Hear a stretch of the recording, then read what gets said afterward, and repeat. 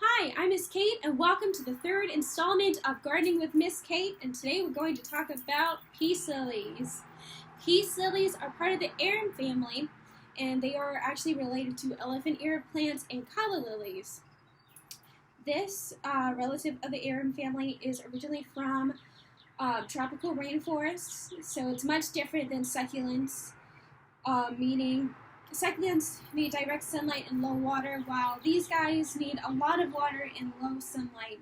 Because they're originally from the rainforest, they don't really need to worry about the sun because they're underneath the canopy, so they don't get a lot of sunlight, but they always get a lot of water. And that's why their leaf structure is much different than the succulents I've shown, because they don't really need to salvage water from the soil. They just need to take in light to make food for themselves, so that's why their leaves are so dark green. For planting peace lilies, I always suggest writing down when the last time you watered them was, so keep a calendar, especially if you have a lot of plants. It's sometimes hard to keep track of when you watered your plants last, especially if it's varying types of plants. So I would suggest watering it every other day. For sunlight, I put it in like a corner of the room where it gets a lot of sunlight but not too direct. And I also rotate so it's even, especially with a big plant like this. I rotate it from time to time. If it's too direct, you'll get the brown leaves, and if it's in too harsh of sunlight for too long, it unfortunately starts to die. Even though it's a big plant and they do need water, you still have to watch out for root rot. So I have a pot right here, and you can take this bottom part out.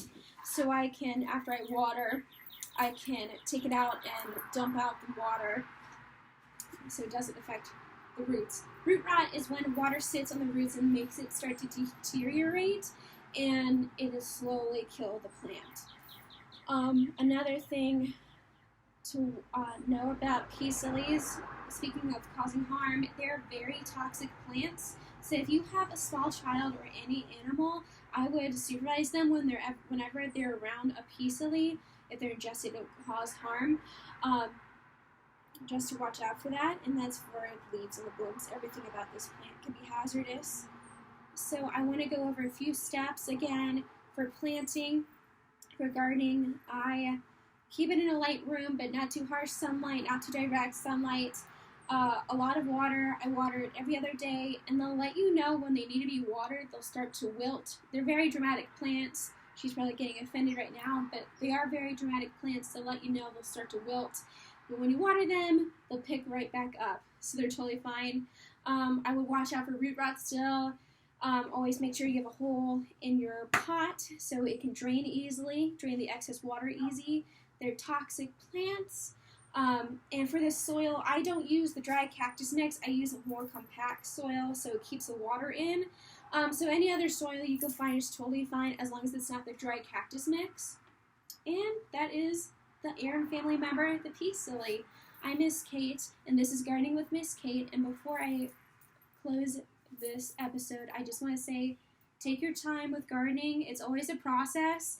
I got Charunga here from a coworker, and prior to that, I always had succulents, was used to succulents. So when I first got her, she was a challenge because I had to get used to the water cycle. Compared to succulents, you don't need to worry about water, but with her you do. So it's always a learning experience when you get a new plant.